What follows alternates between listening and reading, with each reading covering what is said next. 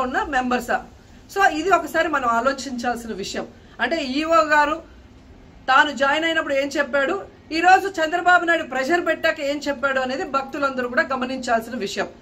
రెండవది మీరు చూస్తే చంద్రబాబు నాయుడు డైవర్షన్ పాలిటిక్స్ ఎప్పుడూ చేస్తుంటారు. అలాగే ఈ రోజు ఆ తిరుమల కొండ మీదకి జగనన్న అధికారంలో ఉన్నప్పుడు మోడీ గారు వచ్చారు, అమిత్ షా గారు వచ్చారు, ఎక్స్ సీజే రమణ గారు వచ్చారు, ప్రెసిడెంట్ సీజే గారు వచ్చారు. అంతెందుకు చంద్రబాబు నాయుడు ఫ్యామిలీతో సహా వెళ్ళాడు, పవన్ కళ్యాణ్ గారు వెళ్ళారు. లడ్డూలో ఏ మాత్రం రుచి తేడా ఉంటే ఆ రోజే వాళ్ళు కంప్లైంట్లు ఇచ్చి ఉంటారుగా, ఎందుకు కంప్లైంట్లు ఇవ్వలేదు?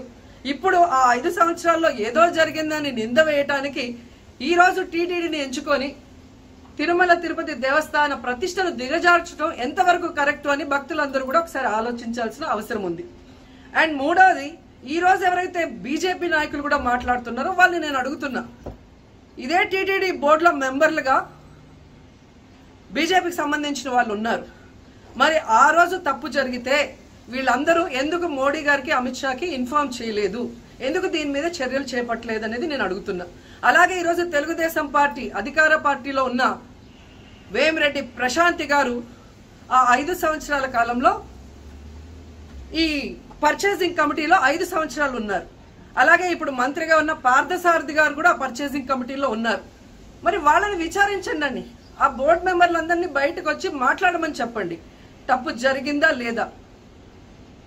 ఈరోజు ఇంతమంది గొప్ప గొప్ప వాళ్ళు తిరుమలకు పోయి లడ్డు తిన్నా జరగని తప్పు వాళ్ళ పర్చేస్ కమిటీలో ఉన్న వాళ్ళు జనసేన పార్టీ తెలుగుదేశం పార్టీలో చేరిన వాళ్ళని మాట్లాడకుండా కేవలం జగన్ గారిని టార్గెట్ చేసి మాట్లాడటం చూస్తే రాజకీయ లబ్ధి కోసం తిరుమల పవిత్రను భ్రష్టు పట్టిస్తూ ఈరోజు చంద్రబాబు నాయుడు చేస్తున్న నీచ నికృష్ట రాజకీయాలు అందరూ కూడా గమనించి ఆ చంద్రబాబు నాయుడికి బుద్ధి చెప్పమని కోరుకుంటున్నా. ఇక ఫైనల్ గా తనని ఎవరూ నమ్మరు అనుకున్నప్పుడు పవన్ కళ్యాణ్ గారిని ఫ్రేమ్ లోకి తీసుకురావడం చూస్తున్నాం.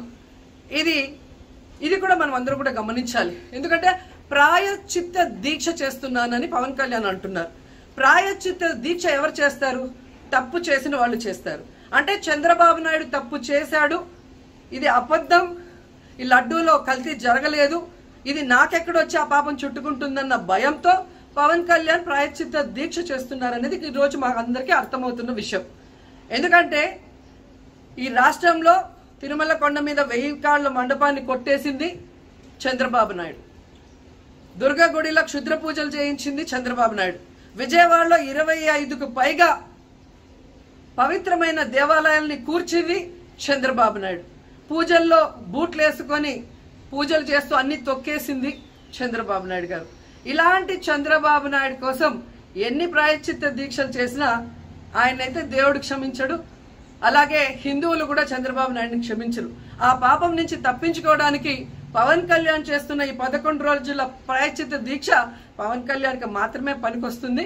కాబట్టి ఇకనైనా తిరుమల తిరుపతి దేవస్థానాన్ని అడ్డం పెట్టుకుని జగనన్న మీద దుమ్మెత్తి పోసే కార్యక్రమాల్లో ప్రతిష్టగా దిగజారిస్తే తిరుపతి అమ్మాయిగా నేను ఊరుకునేది లేదని కూడా ఈ సందర్భంగా తెలియజేసుకుంటున్నాను.